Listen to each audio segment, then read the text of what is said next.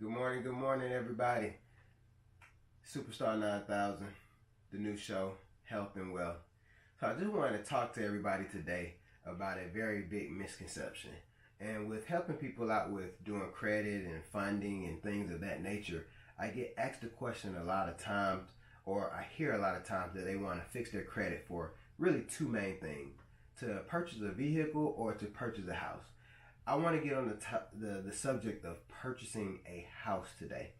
The big misconception is that purchasing a house is one of your biggest assets, when in all actuality, it's one of your biggest liabilities.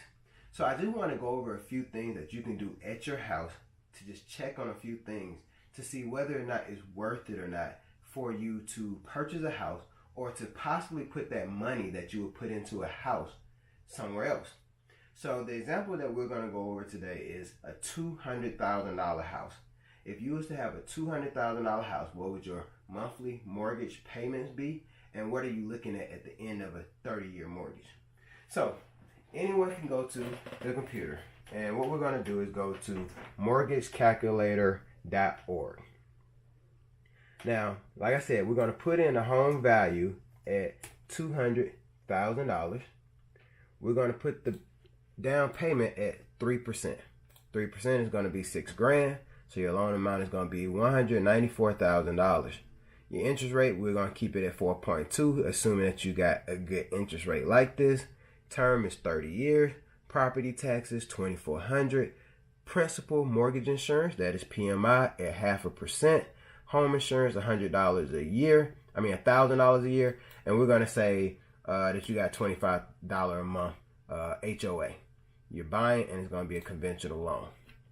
So if you look over here, it's going to show you all of your different mortgage repayment summary.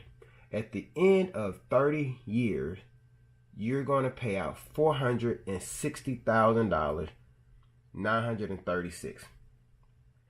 So is that good? Well, let's see. If you paid $460,000, we're going to keep all the numbers even. And let's say at the end of, let's just keep it very moderate and say that you have to spend $1,000 a year to maintain your home. 1,000 times 30 years, 30 grand. Excuse my writing. I know I have bad handwriting. That's another $30,000. So now we're at $490,000. Now, what do you think in 30 years the house would be worth? The $200,000 house, what do you think it would be worth? I don't know what it would be worth. But we're going to say that it goes up $500,000 in 30 years. So that's going to give you $700,000 house. It went up $500,000 minus the $490,000 that you've paid into that property. How much is that?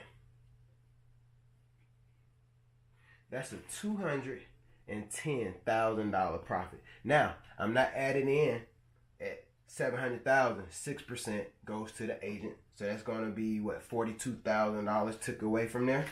So let's just take away $40,000 away from there.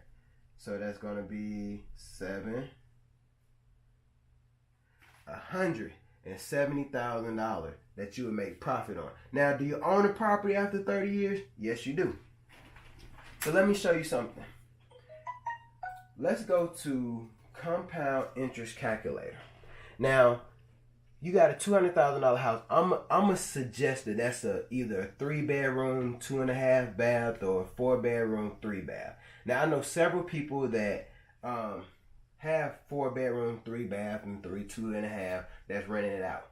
Now, once again, let's go back over here to your payments. Your payments would be $1,337 a month for the 30 years, or it's probably gonna go down after the PMI, but $1,337. Let's say that you have a 3-2 and that you're paying in, I don't know what a 3-2 go for, $900 a month in certain areas. Let's just say $900. So we're gonna go to this compound interest calculator. So let's take the difference of $900, or let's say $1,000. So that's $337.86 a month difference. So we're gonna say your current principal is $337.86. You start off from month 1. And we're gonna say, you're gonna get the calculator and say 337.86 times a year is $4,054. So your annual addition is gonna be $4,054. And let's go all the way to the cent, 0.32 cents. All right, we're gonna grow this for 30 years. We're gonna give it a modest interest rate of 9%. You got some mutual funds that's doing 10 to 12, so I'm gonna keep it a little under that and say 9%. It compounds interest one time annually. What would you have made in 30 years? Put in that difference. Now you still got a place to stay, but putting the difference between your rent and your mortgage, you're gonna make $606,000 in 30 years. Now let's go back to the figure.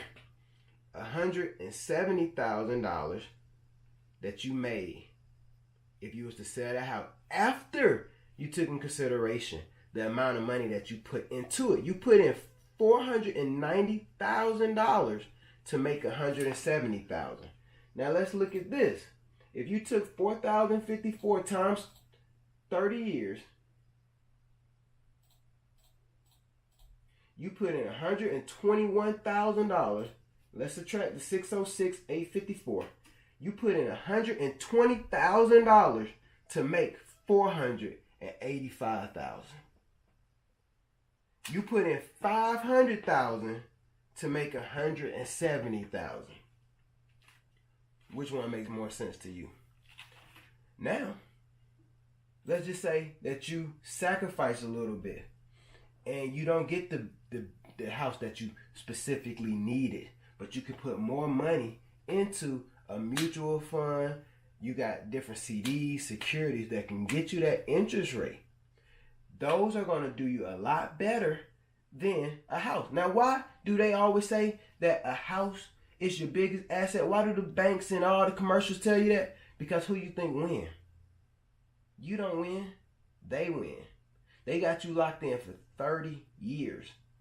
Now, go 20 years and not make payments on it for 3 months. See what happens. They're going to take your house.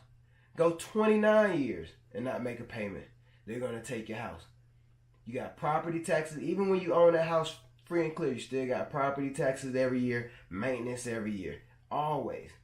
So I'm not saying not to purchase a house, but be smart about it. Use that money and get the interest yourself. Use that interest to purchase your house. Or use that interest to buy investment properties to have other people renting out your property that you own free and clear.